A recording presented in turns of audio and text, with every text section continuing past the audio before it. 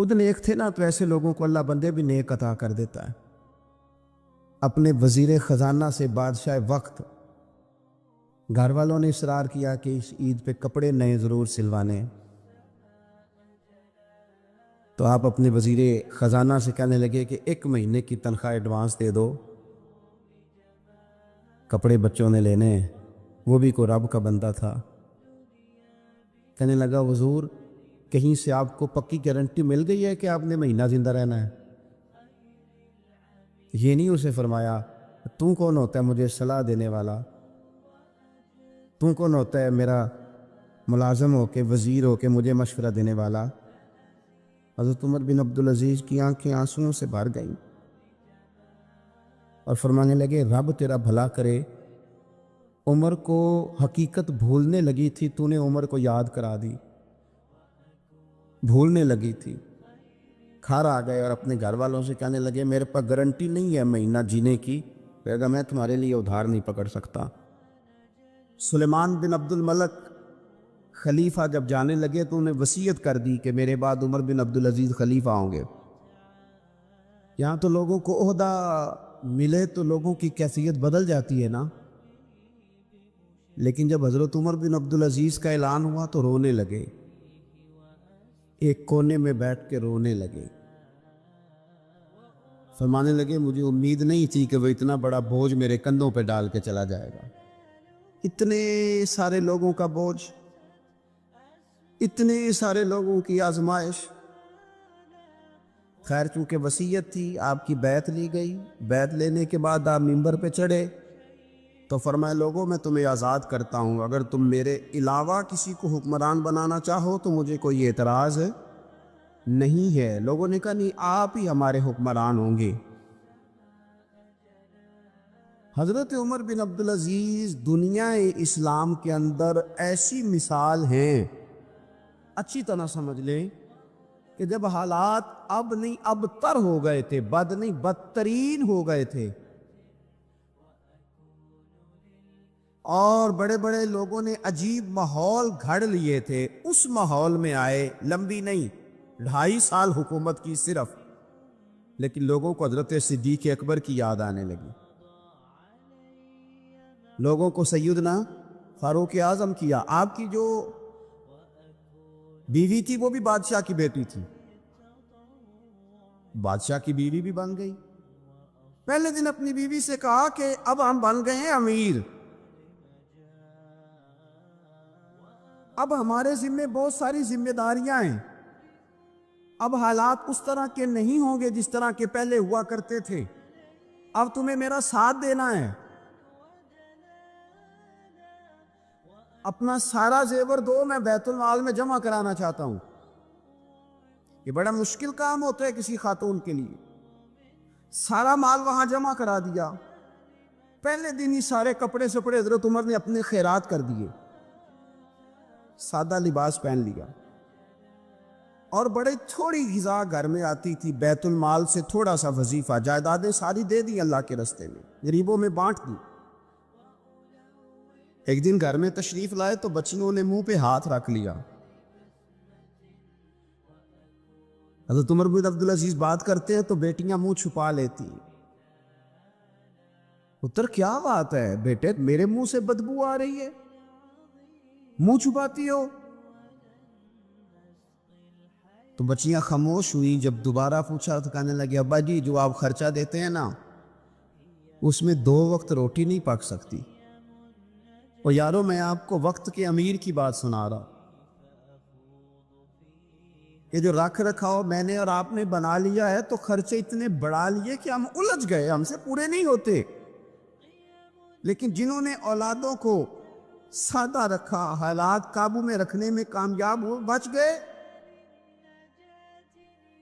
میرے نبی کریم صلی اللہ علیہ وسلم نے فرمایا جو ضرورت کے مطابق جسے اللہ نے روزی دے دی وہ کامیاب ہو گیا، لیکن ہم بہت الجھ گئے، بہت دور نکل گئے۔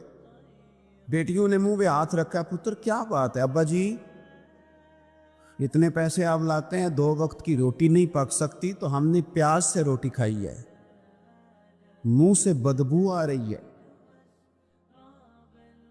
تو اس لیے آپ کے سامنے منہ نہیں کھولا کہ آپ کو कराहत होगी। तो हज़रत उमर बिन अब्दुल अजीज़ आंखों में आंसू तो आए, पर कहने लगे या अल्लाह तेरा शुक्र है कि जिस जगह मैं अपनी औलाद को खड़ा करना चाहता था मेरी औलाद वहां खड़ी हो गई है। ये प्याज से रोटी खा के भी शुक्र अदा करती, प्याज से रोटी खा के भी। आप यकीन करें, मेरे अब्बा जी मेरी वालदा से कहते थे कि बड़ोले में गंदम मैंने डलवा दी है, ये मेरी जिम्मेदारी थी। अब अचार का एक मर्तबान बना ले तो इंशाल्लाह गर्मियाँ मसला कोई नहीं। मैंने देखा है उन्हें प्याज से रोटी खाते, मैंने देखा है वो एक प्याज से रोटी खाते, प्याज रोटी के ऊपर रख लेते, और आखिर में उनका चेहरा जब हम लोग देखते तो वो कहते अल्लाह तेरा कितना शुक्र है, सवाल नहीं करना पड़ा, गंदम भी अपनी थी, प्याज भी अपना था, घर में मैंने बच्चों के बीच बैठ के रोटी खा ली। और यूं लगता था कि वजूद भी उनका सारा शुक्रिया अदा करता है, सिर्फ जुबान में। हज़रत उमर बिन अब्दुल अजीज़ ने अपने घर के अंदर ईद वाले दिन बेटियों ने कहा अब्बा जी जोड़े पुराने हैं यारो, हो जाता है, बस थोड़ा सा ना तवज्जो की ज़रूरत है, हो जाता है, नए कपड़े लेने हैं। अब एक घर में शादी होती है तो उस घर से ताल्लुक़ रखने वाले हर घर में शादी समझने शुरू हो गई। लाखों रुपए का माल सिर्फ कपड़ों पे, जूतों पे और उनके लवाजमात पे लगता है। गुर्बत कैसे ख़त्म होगी, हालात कैसे ठीक होंगे, परदेश में जाने वाले वापस कैसे आएंगे, किस तरह ये माहौल ठीक होगा जब अखराजात इतने बढ़ा लिए जाएं। हज़रत उमर बिन अब्दुल अजीज़ रहमतुल्लाह अलैह की बेटियों ने कहा ईद पे कपड़े लेने, जिद की तो जनाब उमर ने अपने वजीर ख़जाना को ख़त लिखा, फरमाया 1 महीने की तनख्वाह मुझे एडवांस दे दो, बेटियों को कपड़े लेने हैं। तो जब बादशाह उमर बिन अब्दुल अजीज़ जैसा हो तो फिर वज़ीर भी नेक ही होते हैं, वज़ीर भी नेक। तो वज़ीर कहने लगा हुजूर कुछ बातें आपसे सीखी हैं, अगर इजाज़त दें तो कर दूं। कहा जनाब करो।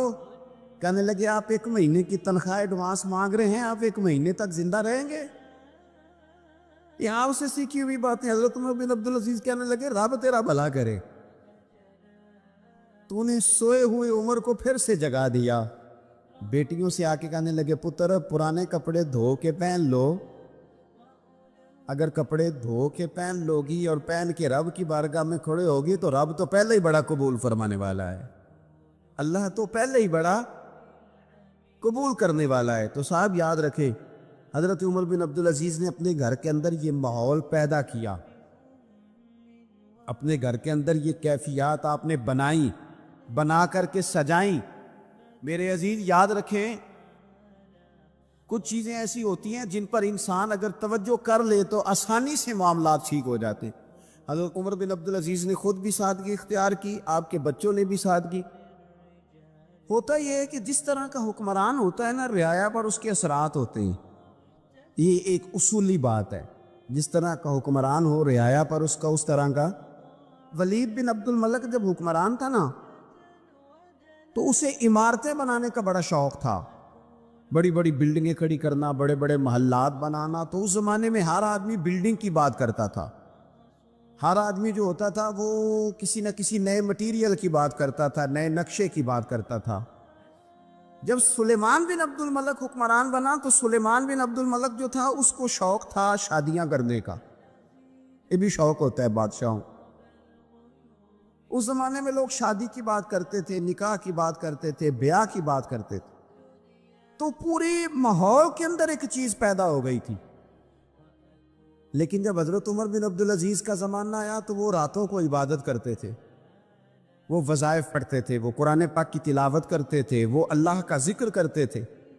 तो फिर एक माहौल बन गया जो जिक्र इलाही का माहौल था, फिर एक माहौल बन गया जो तकवे का माहौल था, फिर एक माहौल मार्ज वजूद में आया जो परहेजगारी का माहौल था। आम आवाम भी अल्लाह के जिक्र की बातें करने लगी, आम माहौल भी इस तरह। हजरत उमर बिन अब्दुल अजीज ने सबसे पहला ये काम किया कि बादशाही प्रोटोकॉल खत्म कराए। खत्म हो गए प्रोटोकॉल। आपने फरमाया कोई शाही खानदान का बंदा आए तो किसी का कोई प्रोटोकॉल नहीं है, मेरा भी कोई प्रोटोकॉल नहीं है। बल्कि आपने फरमाया किसी खतीब को, किसी इमाम को इजाजत नहीं कि मेरा नाम लेके मेरे लिए दुआ करे। سب مسلمانوں کے لیے دعا کرنا. فرمانے لگے الحمدللہ میں مسلمان ہوں, جب تم مسلمانوں کا نام لے کے دعا کرو گے تو میں بھی اندر ہی آ جاؤں گا. اضافی طور پر نام لے کے دعا کرنے سے بھی روک دیا. بلکہ ایک عورت عراق سے آئی, اس کی 5 یتیم بچیاں تھیں, تو اسے ضرورت تھی وظیفے کی. اس نے آ کے پوچھا حضرت عمر بن عبدالعزیز کا گھر کہاں؟ تو لوگوں نے فرمایا وہ سامنے جو ٹاٹ اور بوریے کا پردہ لٹک رہا ہے وہ عمر بن عبدالعزیز کا گھر ہے. دروازے پہ دستک دی تو ایک عورت اندر برتن دھو رہی تھی. پوچھا السلام علیکم, امیر المومنین سے ملنا ہے. وہ کہنے لگی اس درخت کی چھاؤں میں بیٹھ جاؤ, ابھی تشریف لاتے. تھوڑی دیر گزری تو حضرت عمر بن عبدالعزیز آئے تو کنویں سے پانی نکال کے نا, سین میں کنواں تھا, تو جو جگہ میں مٹی اڑ رہی تھی نا, گرد اڑ رہی تھی, ہوتا ہے نا عصر کے بعد لوگ پانی پھینکتے ہیں, وہاں پانی پھینکنے لگے, چھڑکاؤ کرنے لگے.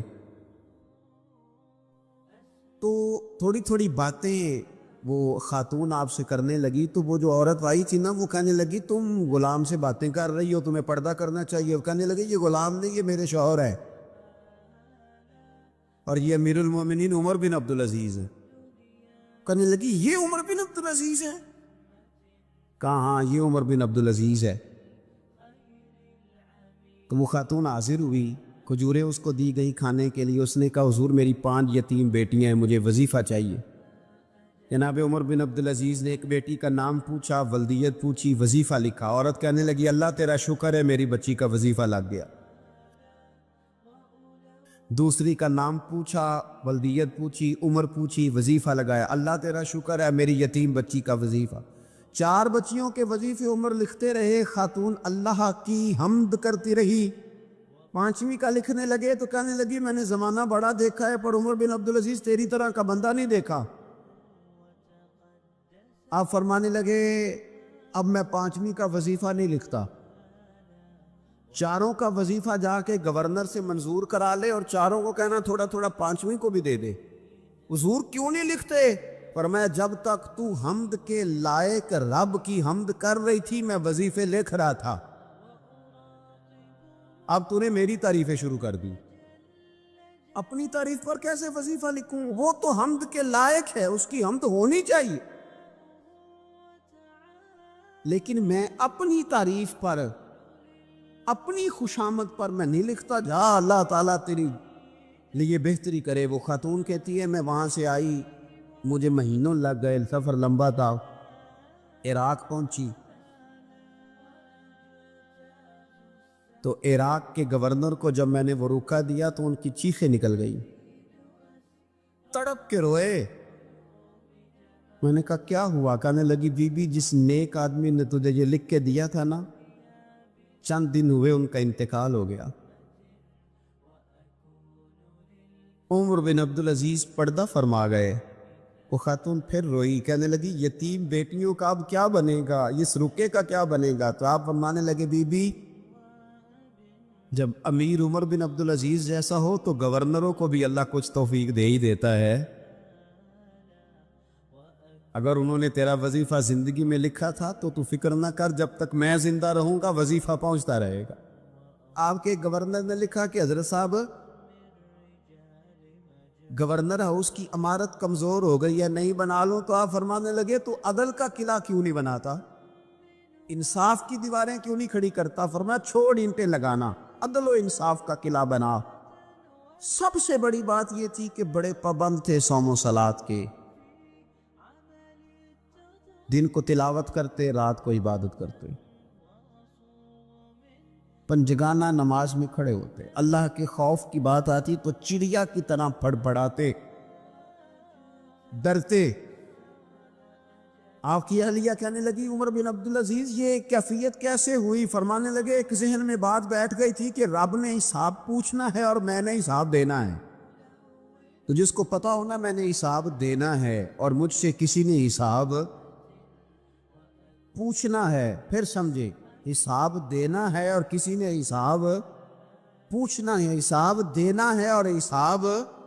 تو فرماتے ہیں جب یہ ذہن بن گیا نا کہ میں نے حساب دینا ہے اور رب نے حساب پوچھنا ہے, تو بس پھر میں نے حساب کر کے رکھنا شروع کر دیا. پھر میں نے کوشش کی ہے کہ حساب کروں کہ نا انصافی نہ ہو جائے، ظلم نہ ہو جائے۔ ایک آدمی بڑی دور سے چل کے آیا، عرض کی حضور آپ کے گورنر نے میرا مال چھین لیا ہے، واپس نہیں کرتا۔ تو حضرت عمر بن عبدالعزیز رحمۃ اللہ نے رکا لکھا، فرمایا میں نے تو تجھے نیک آدمی سمجھ کے گورنر بنایا تھا، اور تو لوگوں کے مال نہیں واپس کرتا، فوراً واپس کر۔ اس کے نام جب خط لکھا تو آدمی خوش ہو گیا، تو آپ فرمانے لگے اب یہ بتا تیرا آنے جانے کا خرچہ کتنا ہوا؟ عرض کی حضور کیا مطلب؟ آپ فرمانے لگے ایک تجھ پہ ظلم ہو اور دوسرا تیرے اوپر اور خرچے ڈالے جائیں۔ دیکھیں نا، ایک آدمی کی زمین پہ قبضہ ہو، پھر وہ وکیل کرے، پھر وہ گواہ اکٹھے کرتا پھرے، پھر وہ مسائل میں الجھ جائے۔ جناب عمر بن عبدالعزیز نے ہمیں ایک سوچ عطا فرمائی، فرمایا ایک تیرے اوپر ظلم ہوا، ایک تجھے اتنی تکلیف ہوئی یہاں آنے کی، اور ایک تیرا خرچ ہوا، بتا کتنے پیسے؟ عرض کی حضور میرا تو لاکھوں کا مال آپ نے واپس کرا دیا ہے، اب چھوڑے خرچے کو۔ فرمایا نا بھائی، یہ میرے رسول کائنات کا دین ہے، اس میں ہم ہر شے کا حساب کر کے رکھیں گے۔ تیرا خرچ ہوا ہے، تیرا خرچہ ہوا ہے، تجھے آنا پڑا، تجھے جانا پڑا۔ اور دنیا کے منصفوں، فیصلے کرنے والوں، بڑا خیال تو کرو کتنے لوگ ہیں جو رول گئے بیچارے رستوں میں کچہریوں کے، جو عدالتوں کے چکر لگا لگا کے تھک گئے، جن کی اولادیں تڑپ اٹھیں، مکان بک گئے، انہوں نے اپنے حقوق کیا لینے تھے، ان کی تو باقی چیزیں بھی چلی گئی۔ فرمایا خرچہ بتا کتنا ہوا؟ عرض کی حضور 60 دینار تقریباً۔ فرمایا اسے مال خزانہ سے 60 دینار بھی دو۔ پھر فرمایا میری جیب سے اسے 50 اور دو تاکہ یہ آنے جانے میں مزید روٹی کھا سکے، گوشت کے ساتھ روٹی کھائے۔ اور پھر فرمایا معاف کر دینا، حکومت عمر بن عبدالعزیز کی تھی پر تجھے بڑی تکلیف اٹھانی پڑی، اذیت اٹھانی پڑی۔ یارو اس رنگ میں اس شخص نے حکومت کی، اس انداز میں، اور سب سے بڑھ کر بنو امیہ میں سے تھے، لیکن میرے رسول پاک کی اولاد سے جو پیار، حضور کی نسل سے، کسی نے آپ کے سامنے کہہ دیا، امام جلال الدین سیوطی نے اس کو لکھا ہے، کسی نے عمر بن عبدالعزیز رضی اللہ تعالیٰ عنہ کے سامنے کہہ دیا یزید امیر المومنین تھا، مومنوں کا امیر تھا۔ فرمایا پکڑو اس بدذات کو، 20 کوڑے مارو،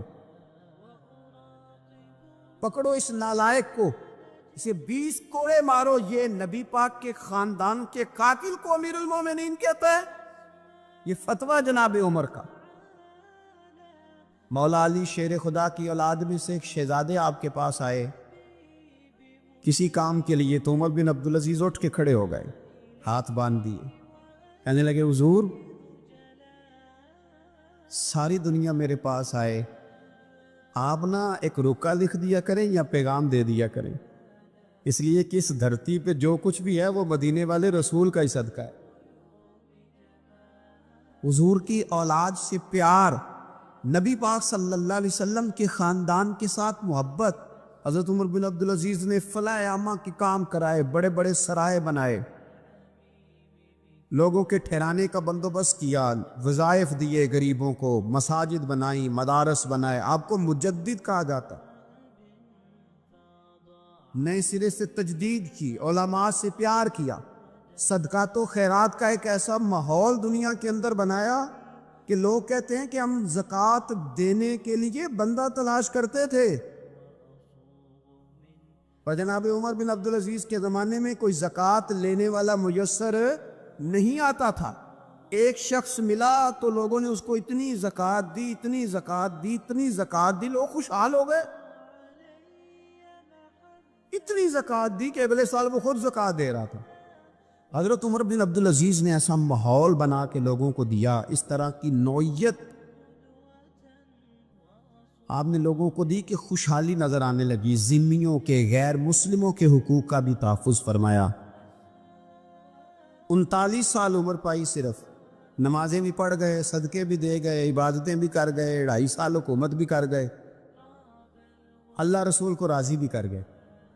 میں نے کئی دفعہ حدیث سنائی ہے کہ ایک صحابی کو نبی پاک صلی اللہ علیہ وسلم نے سرکار نے فرمایا کہ جب اس کا انتقال ہو جائے تو مجھے بتانا. صحابی بھی نوجوان تھے، 14-15 سال عمر تھی. انہوں نے پتا اپنے والد صاحب کو کیا کہا، فرمایا میرا انتقال ہو جائے تو حضور کو خبر نہیں کرنی، اس لیے کہ میں رات کو انتقال کروں گا. ایسا نہ ہو کہ نبی پاک آئیں اور یہودیوں کے محلے سے گزر کے آئیں اور کوئی یہودی حضور کو تکلیف دے. میں اپنے جنازہ حضور پڑھائے تو بخشش ڈائریکٹ ہے کہ نہیں، فوراً جنت ہے کہ نہیں. لیکن نے کہا میں نہیں چاہتا کہ میں اپنے نفع کے لیے محبوب کو تکلیف دوں. تو محبت کا انداز تو کوئی اور ہوتا ہے.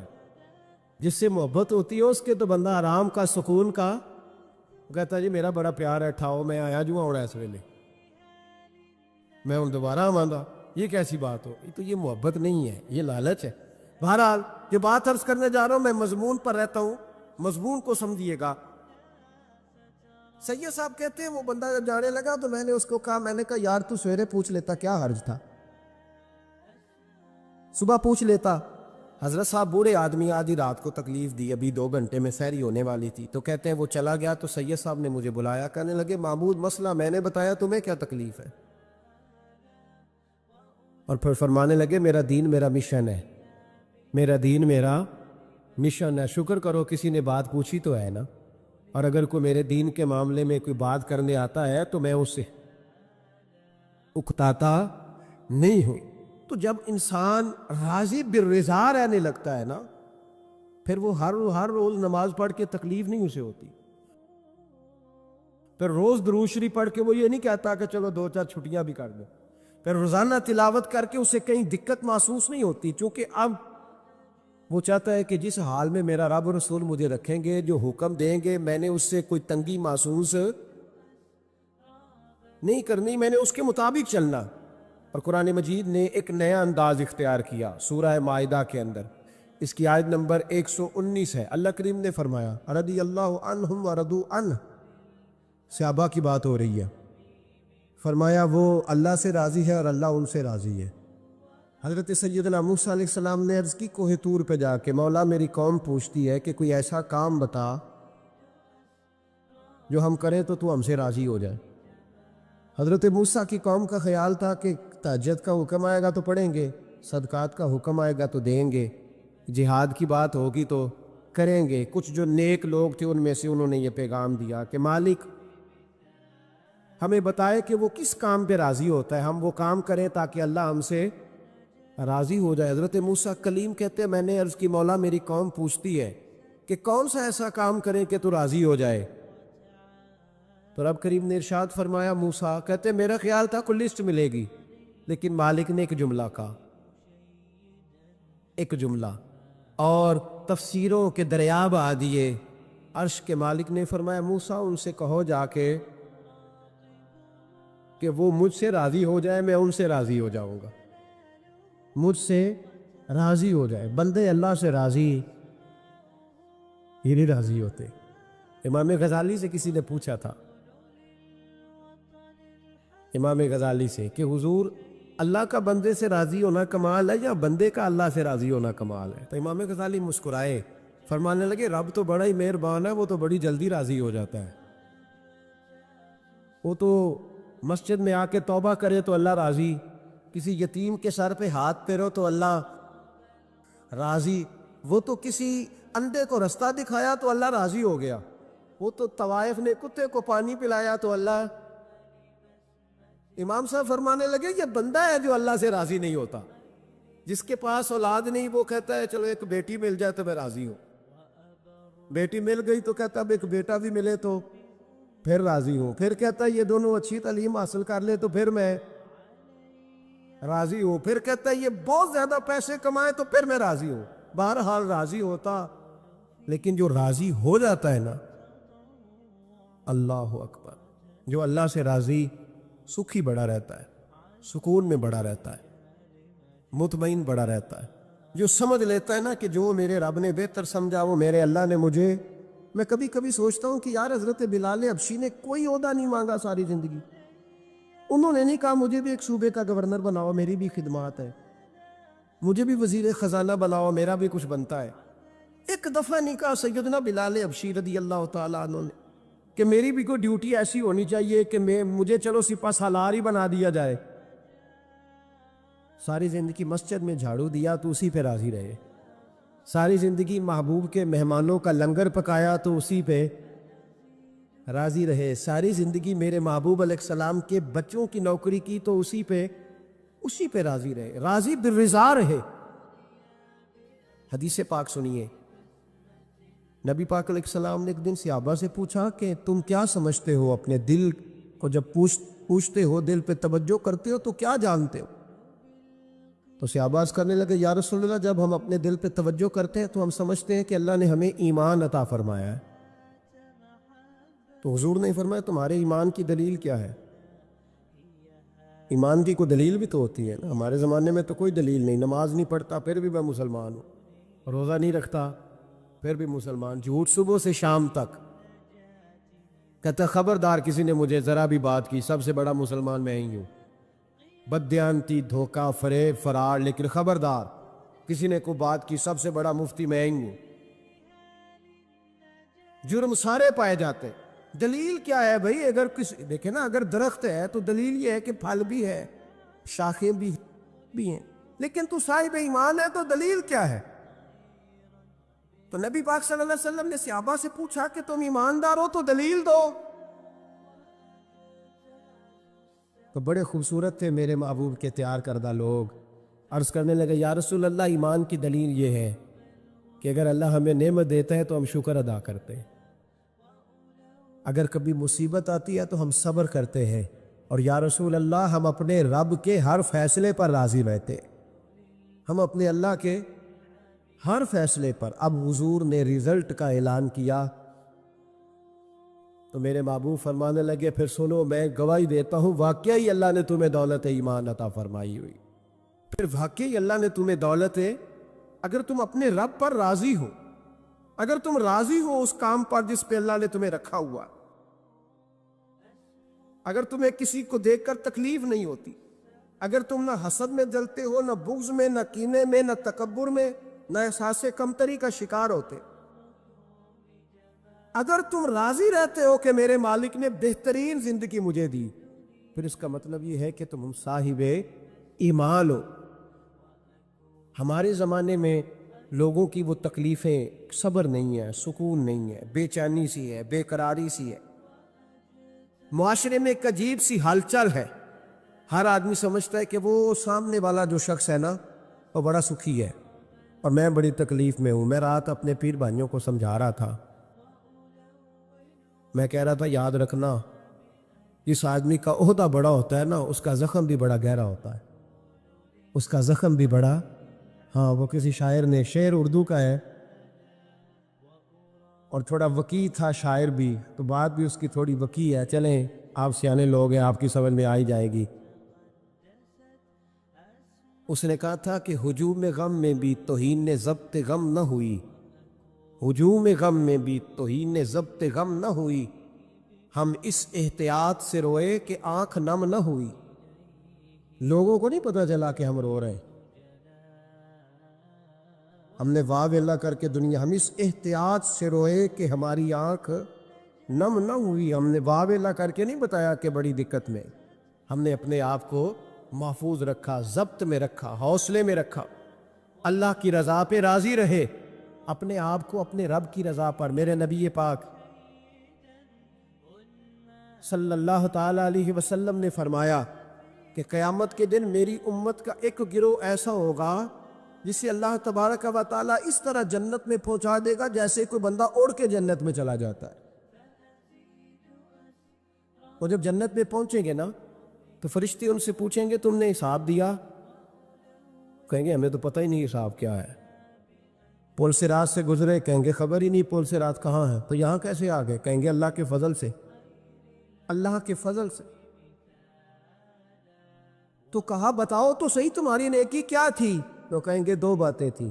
ایک تو ہم اللہ کے حلال کو حلال جانتے تھے، رب کے حرام کو حرام جانتے تھے، اور دوسرا یہ تھا کہ ہم اللہ کے ہر فیصلے پہ راضی رہتے تھے. اللہ کے ہر فیصلے پہ. تو جو رب کریم کی رضا پہ راضی رہے پھر اسے کسی حساب کتاب کا سامنا نہیں کرنا پڑے گا، پھر اسے پل صراط کی دشوار گزار گھاٹیوں کا سامنا نہیں کرنا پڑے گا۔ شرط یہ ہے کہ وہ اللہ کی رضا پہ راضی رہے، وہ اللہ کے فیصلے کو بصیر و چشم مانے، وہ عاجزی اور انکساری کے ساتھ گردن جھکا دے اپنے مالک کے فیصلوں پر، جھکا دے۔ اللہ نے حضرت ابراہیم کو اولاد نہیں دی، پھر زمانے کے بعد دی، پھر دینے کے بعد کہا کہ جاؤ وادی غیر ذی زرع ان میں چھوڑ کے آؤ۔ سخت گرمیاں ہو جائے تو لوگ بچوں کو سکول نہیں بھیجتے، چھٹیوں کا اعلان ہو جاتا ہے، لیکن حضرت ابراہیم چھوڑ آئے بچہ، اور بچہ ایک تو بچہ اللہ تعالیٰ روٹین میں دیتا ہے تو اس کی قدر و منزلت اور ہوتی ہے، اور ایک بندہ بڑی دعاؤں التجاؤں خواہشات کے بعد لیتا ہے، اس کی قدر و منزلت وہ بچہ جو بڑی دعاؤں کے بعد لیا، کہا چھوڑ آؤ، کوئی کھانا نہیں، پانی نہیں، دانا نہیں، حضرت ابراہیم چھوڑ آئے۔ 13 سال اکٹھے رہنے کی اجازت نہ ملی، اور جب اجازت ملی تو کہا اب چھری اٹھاؤ اور بیٹے کی گردن پہ چلا دو۔ آپ اس کو آسان کام سمجھتے ہیں؟ اتنی تسلیم و رضا، ہر فیصلے پہ راضی ہونا، ہر فیصلے پہ۔ یہاں ہمارا حال یہ ہے کہ 2 منٹ کے لیے تکلیف آتی ہے تو لوگ واہ ویلا کرتے، شور بچاتے، کفر بولتے۔ ہر آدمی آپ اس کو ٹٹول کے دیکھیں تو کہتا ہے سب سے تکلیف میں ہی ہوں۔